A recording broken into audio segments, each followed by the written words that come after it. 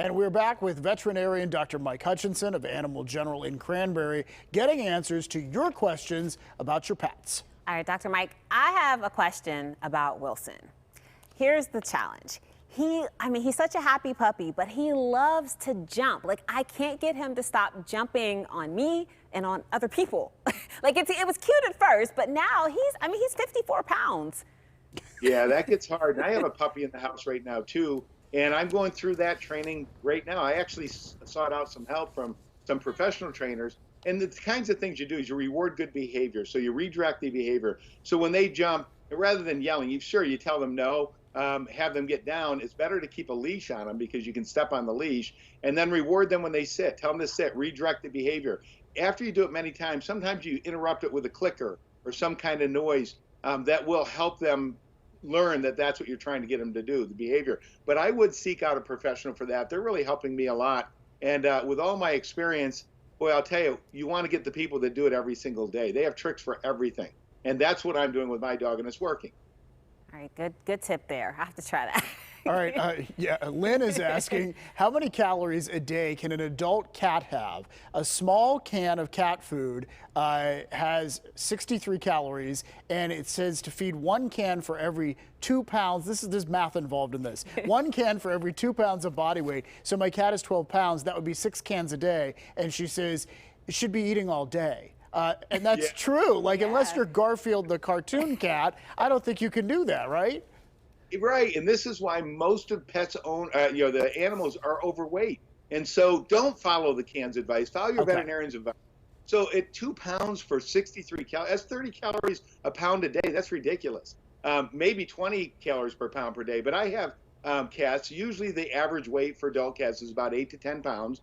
12 pounds is usually overweight unless it's a Mancoon or a larger breed cat or a male cat. So, seek out your veterinarian's help. I feed canned food only to my cats. I feed a full 3-ounce can twice a day with a lot of water. And of course, there's a couple treats in there. I think there's about 75 calories in the cans I feed, and they're about 8 pounds. So I'm right there. I'm right in the middle of where they should be. And then we look at their body and their body condition score and make a decision. Is it enough? Do they need more or do they need less? Usually they need less. I hate to say that.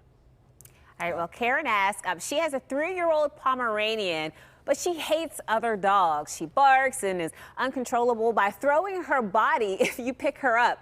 So they've tried CBD, anxiety medications, but she says nothing works. And she lives in a quiet apartment. And she says that she's perfect until she takes her outdoors and that it's embarrassing. Yeah, so a lot of times when they're not socialized properly, and this isn't an insult, but sometimes, you need it in the first 4 months of life to socialize them to strange animals or other animals and things. So when they have that behavior, when the trigger is seeing another dog, things that are for the brain don't generally help because that's long-term, antidepressants, things like that I don't like. CBD oil for anxiety, yeah, it might help if they're anxious all the time. But if it's just triggered by an event where they see another dog, then you try to avoid those triggers. And you have to look ahead. And maybe when you see those dogs, pick them up and turn away, head another direction. You have to try to do whatever you can to reduce those triggers because your dog's getting overly stressed by it. And it probably is sending out a lot of excitatory hormones in the brain as soon as it sees another dog. But taking a medicine for that probably isn't going to work in my experience. All right, interesting. Laura is asking something that I think every pet owner faces eventually, and she's asking, do you ever get over the guilt feeling that after when you put your dog to sleep, even though that it was the best thing? She says, we lost our beloved Dachshund a few days before Christmas, and it is just tugging at her heart. What can you say about that, Dr. Mike? That's a very tender subject for all of us, and all of us that have pets are going to lose that pet one day. And I consider putting an animal down is the last act of love if they're suffering. We don't have that choice in people, but in animals we do.